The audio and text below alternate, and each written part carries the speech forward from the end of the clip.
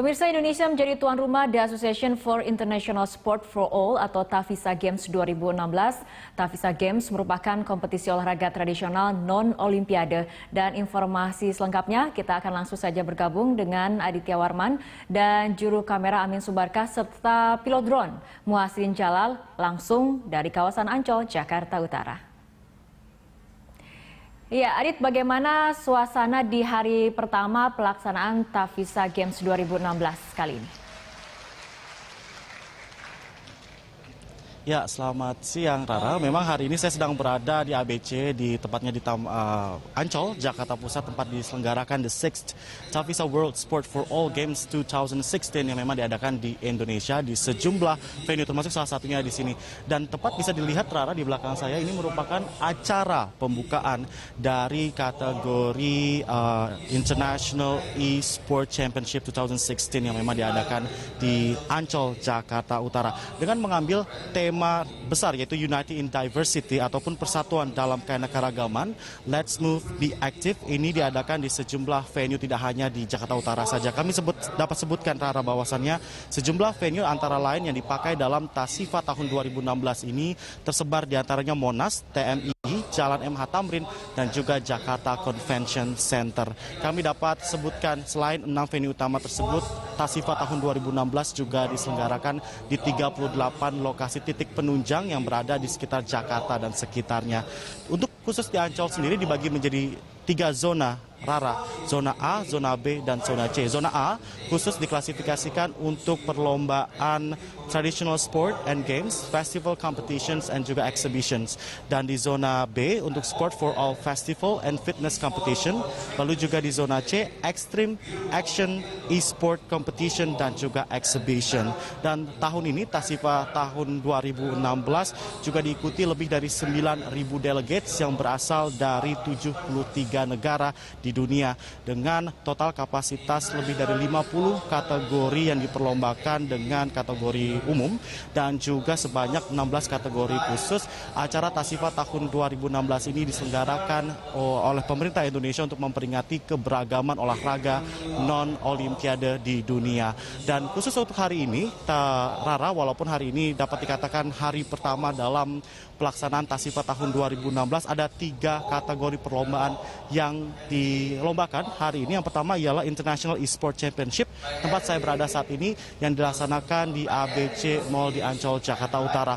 Lalu yang kedua ialah Cheerleader Championship yang diadakan di Eco Function di sekitaran dari Ancol juga. Lalu juga yang ketiga ialah Street Soccer yang nanti akan dimulai pukul 1 hingga 5 sore, bertepat di Central Parking di kawasan Ancol, Jakarta Utara. Sejumlah delegasi juga sudah tiba di kawasan ABC Mall untuk mengikuti E-Games Championship tahun 2016 ini. Dan untuk mengetahui informasi terkait masalah itu, sudah hadir bersama kami di sini salah satu delegasi yang memang mengikuti International E-Sport Championship tahun 2016.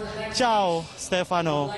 Stefano, could you explain to us what exactly E-Sport Championship 2016? It's just because e-sport is not familiar enough to Indonesia? Yeah. I think talking about worldwide, esports is still like not that common, but slowly I see like a very good improvement, especially like since it's my first time over here in Jakarta. I saw a lot of good environments, like a lot of good organization, and I think it's like improving like a lot of quickly. Okay, Stefano, talking about E-Games Championship 2016, you're one of the participants from Italy. So what is your expectation by the competition this year?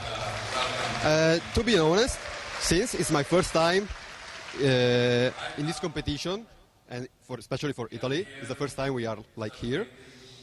I think first of all, it's like having fun and doing our best and try to compete like at the best of our possibilities to make our best.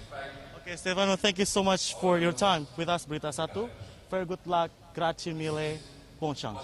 Thank you very much. Oke, Rara, itulah salah satu pendapat dari salah satu delegasi dari Italia, Stefano, yang mengatakan bahwasannya ia datang ke sini untuk menjelaskan bahwasanya e-sport itu merupakan salah satu games yang mungkin belum cukup terkenal baik di Eropa, Amerika maupun di Indonesia. Namun nanti mungkin 5-10 tahun ke depan Stefano menjelaskan bahwasanya e-games akan menjadi salah satu kompetisi paling diminati oleh anak muda khususnya para gamers dan yang bergelut dalam bidang IT. Selain itu juga Stefano menjelaskan tujuannya ke sini ialah untuk memenangkan piala juara 1 untuk dibawa pulang ke negeri pizza di Italia, dan juga salah satu tujuannya ke sini adalah untuk have fun, untuk menikmati lingkungan Jakarta dan Indonesia, karena ini pertama kalinya Stefano dan juga sejumlah delegasi dari Italia untuk menginjakan kaki di bumi pertiwi Indonesia.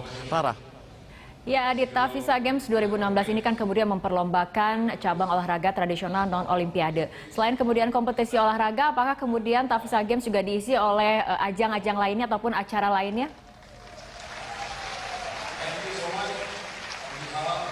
Ya, Rara, memang dapat kami sebutkan bahwasanya Tavisa Games tahun 2016 yang diselenggarakan di Indonesia ini memang cukup mengambil perhatian sejumlah pihak, baik dari Kemenpora itu sendiri selaku supervising, lalu juga Kemeninfo maksud kami, dan juga Pemprov DKI Jakarta sebagai tuan rumah. Selain memang olahraga-olahraga yang tadi saya sebutkan kategorinya, dalam Tavisa tahun 2016 ini juga diselenggarakan sejumlah olahraga dengan kategori khusus. Tadi kami sempat sebutkan bahwasanya nanti di sejumlah zona A, B, dan C kategori yang berdasarkan masing-masing tersebut akan diselenggarakan pameran fashion dengan kategori olahraga. Ini cukup menarik, dan juga nanti juga berusaha panitia untuk memecahkan 2 rekor.